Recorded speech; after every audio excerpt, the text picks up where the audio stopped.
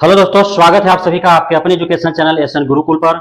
आज की इस वीडियो में हम आपके लिए बेहद ही खास इंफॉर्मेशन लेकर के आए हैं, बेहद ही खास जानकारियां जुटाने का प्रयास किए हैं। और यह जो इंफॉर्मेशन है, जो जानकारी है, वह 7वें चरण शिक्षक बहाली हेतु बीपीएससी के द्वारा जो मुख्य परीक्षा जो होने वाली है, जिसके आधार पर ही आप अभ्यर्थियों का शिक्षक के रूप में जो है बिहार में नियुक्तियां मिलेगी, तो उसका सिलेबस क्या होगा, उस पर हम जो है कई अन्य अलग अलग जो नेशनल लेवल पर जो परीक्षाएं होती हैं और जो स्टेट लेवल पर जो मुख्य परीक्षाएं होती हैं शिक्षकों की बहाली हेतु, उसके सिलेबस से कंपैरिजन करके और हम जो है एक सिलेबस तैयार करने का प्रयास करेंगे। आप सभी जो है इसे देखें और आपको समझ में खुद आ जाएगा कि हाँ, इनके कंपैरिजन करने के बाद जो है इसी आधार पर हमारा जो है 7th फेज का सिलेबस होने की 90% उम्मीदें होंगी। तो आइए हम जानते हैं बारी बारी से अलग अलग सब्जेक्ट्स को हम लोग तुलनात्मक अध्ययन करेंगे और उसके बाद जो है नया सिलेबस हम 7th फेज बीपीएससी एग्जाम हेतु बनाएंगे। तो सबसे पहले हम लोग देखते हैं, आप सीटेट बीटेट एस्टेट में यदि देखते हैं तो आपको सीडीपी वहां पे मिल रहा है। क्या मिल रहा है? सीडीपी आपको मिल रहा है।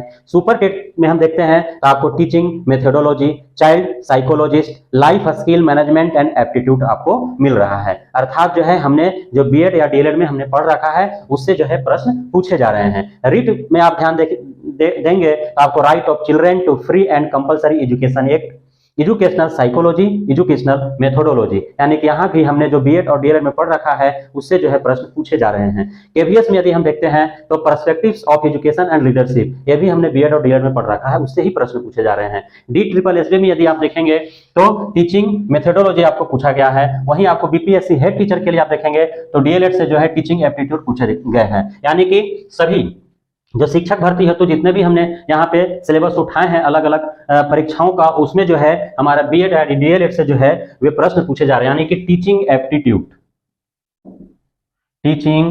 एप्टीट्यूड यानी जिसको CDP child development and pedagogy जो है उससे प्रश्न जो है पूछे जा रहे हैं। तो पहला हमारा तो ये है कि हमें जो है टीचिंग एप्टीट्यूड यानी कि शिक्षण शास्त्र या फिर चाइल्ड डेवलपमेंट एंड पेडागोजी हमें हर हाल में पढ़ना है 7th फेज बीपीएससी एग्जाम के लिए। आगे हम देखते हैं तो आगे आप देख रहे हैं प्रत्येक जो आपका एग्जाम्स हुए हैं उसमें हम आपको जो है बताने का प्रयास करेंगे। आप दूसरा चीज आप उठाते हैं हम यहाँ से GK and current affairs, GK and general knowledge and current affairs, general knowledge and current affairs यहाँ रीट में भी है, general knowledge and current affairs आपका केवीएस में भी है और general knowledge and current affairs आपका DSSS में भी है और general knowledge and current affairs आपका बीपीएससी हेड टीचर जो बिहार में हुआ था उसमें भी है। यानी कि जीके एंड करंट अफेयर्स आपको पढ़ने हैं। ये आपका दूसरा विषय हो गया कि आपको जनरल नॉलेज आपको और करंट अफेयर्स आपको पढ़ना है हर हाल में, क्योंकि हर जगह जो है पूछे जा रहे हैं। उसके बाद हम और आगे हम बढ़ेंगे तो देखेंगे आपका इंफॉर्मेशन टेक्नोलॉजी यानी कंप्यूटर, स्मार्टफोन, प्रोजेक्टर, लैपटॉप से संबंधित जानकारियां, है ना। इंफॉर्मेशन टेक्नोलॉजी आपका सुपर टेट में भी है, रीट में भी है। इंफॉर्मेशन टेक्नोलॉजी हम देखेंगे आगे तो आपका इंफॉर्मेशन देखिए यहाँ केवीएस में भी है, कंप्यूटर लिटरेसी, है ना। तो इस तरह से जो है हमें यह अनुमान यहाँ से मिलता है कि इससे भी प्रश्न जो है हमारा पूछा जाएगा। किससे? आईटी से भी हमारे प्रश्न पूछे जाएंगे। किससे? आईटी से। इंफॉर्मेशन टेक्नोलॉजी से भी हमारे प्रश्न हो जाएंगे कि सुपर टेट में, रीट में, केवीएस में जो है आईटी से पूछे गए हैं प्रश्न। उसके बाद हम लोग जो है देखेंगे भाषा आपको यहाँ रीट में भी देखने को मिल रहा है, भाषा आपको सुपर टेट में भी देखने को मिल रहा है ना। आपको भाषा जो है केवीएस में भी देखने को मिल रहा है और भाषा आपको जो है DSSB में भी आपको देखने को मिल रहा है। यानी कि हमारा लैंग्वेज जो है वो आएगा, लैंग्वेज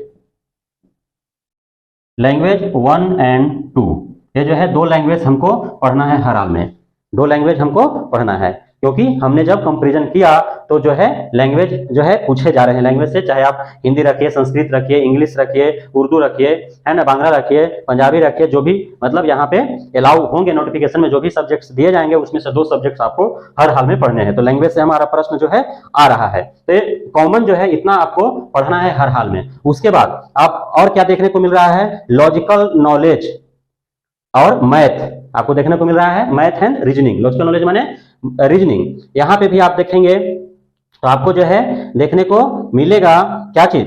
मैथ और रीजनिंग एबिलिटी यहाँ भी आपको देखने को मिल रहा है। इसमें केवीएस में, सुपर टेट में हमको देखने को मिला। उसके बाद रीजनिंग एबिलिटी डी जो है आपका DSSS में भी देखने को मिला, यानी कि रीजनिंग हमको पढ़ना है। क्या पढ़ना है? रीजनिंग हमको पढ़ना है। उसके साथ साथ जो है हमें मैथ पढ़ना है, क्योंकि मैथ आपको यहां भी देखने को मिला है ना। मैथ आपको जो है आपको DSSS में भी देखने को मिला, तो मैथ भी हमको पढ़ना है। PRT लेवल में आपको ये पढ़ना है हर हाल में। मैथ आपको, मैथ रीजनिंग ये आपको पढ़ने हैं। आप TGT और PGT का जहां तक सवाल है, तो TGT और PGT में आपको जो है टीचर जो आपका CDP पढ़ना है, टीचिंग एप्टीट्यूड पढ़ना है, करंट जनरल नॉलेज पढ़ना है, करंट अफेयर्स पढ़ना है, IT आपको पढ़ना है, लैंग्वेज 1-2 आपको पढ़ने हैं। उसके बाद आपको जो है जो भी सब्जेक्ट ग्रेजुएशन में है वो आप उससे आपको प्रश्न पूछे जाएंगे। लेकिन PRT लेवल पर आपको जो है आपको ये सारे से पूछे जाएंगे। आपका यहाँ पे SST में जो भी आपका हिस्ट्री, ज्योग्राफी और पोल साइंस आता है उससे भी आपको पूछे जाएंगे, EVS से भी आपको पूछे जाएंगे, है ना। तो PRT में इतना आपको पढ़ना है, PRT में इतना आपको पढ़ना है। आप इसके साथ साथ जो है EVS में ही आपका साइंस आ जाएगा, है ना। तो PRT लेवल पर आपको जो है teaching aptitude, GK, current affairs, IT, language 1 और 2, रीजनिंग, मैथ, SST, EVS ये आपको, और जनरल साइंस, आप GS जनरल साइंस आपको पढ़ने हैं। तो इतना जो है आपको विषय पढ़ना है PRT लेवल पर। वहीं जब आप TGT और PGT के लिए जब आप एग्जाम दे रहे हैं तो उसमें आपको जो है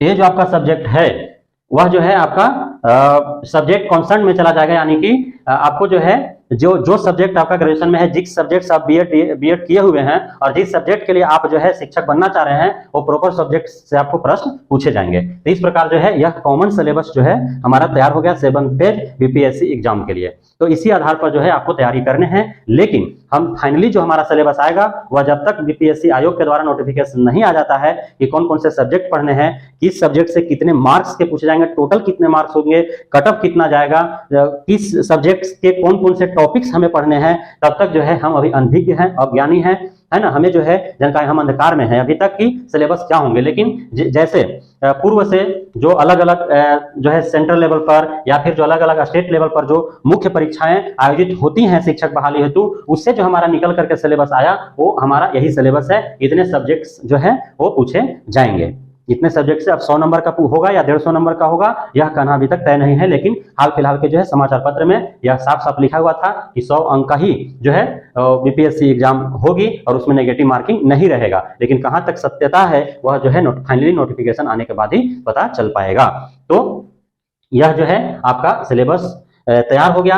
अब इसके आधार पर अभी से जो है तैयारी करना है। जो कॉमन सिलेबस है, CDP पूछेगा ही, मैथ्स जो है आपको पढ़ना ही है, EVS आपको पढ़ना ही है, रीजनिंग आपको पढ़ना ही है, आपको लैंग्वेज 1-2 आपको पढ़ना ही है, GK और करंट अफेयर पर आपको जो है थोड़ा ध्यान रखना है ना। तो ये आपको अभी से आपके दिमाग में होना चाहिए, जहन में होना चाहिए, आपको अभी से फोकस करना है। क्योंकि BPSC जो एग्जाम लेगी उससे जो है CTET, BTET, STET जो आपने एग्जाम दे रखा है उससे थोड़ा जो है कठिन, थोड़ा टफ, थोड़ा गहराई से जो है वो प्रश्न पूछे जाएंगे। इसलिए अभी से आपको सारे चीजों को ध्यान में रखते हुए आपको अध्ययन करना है, स्वअध्ययन करना है, आपको तैयारी करते रहना है। क्योंकि आपको मात्र 3 बार ही मौका दिए जाने का बात कहा गया है और आपको कोशिश करना है कि तैयारी इस अंदाज में करें, इतनी जबरदस्त करें कि हम फर्स्ट अटेम्प्ट में जो है वो BPSC क्रैक करें और जो है हम नियमित शिक्षक के रूप में राजकर्मी बन करके और राज्य की शिक्षा के क्षेत्र में जो है राज्य की सेवा में हम लग जाएं। बहुत बहुत धन्यवाद आप सभी का। जिसने भी अभी तक इस चैनल को सब्सक्राइब नहीं किया है वे सब्सक्राइब कर ले, ताकि इस प्रकार के जो है वो नॉलेज, ज्ञान, सूचनाएं, जानकारियां आप तक जो है सही, ससमय, सही और सटीक जो है पहुंचते रहे। तब तक के लिए धन्यवाद।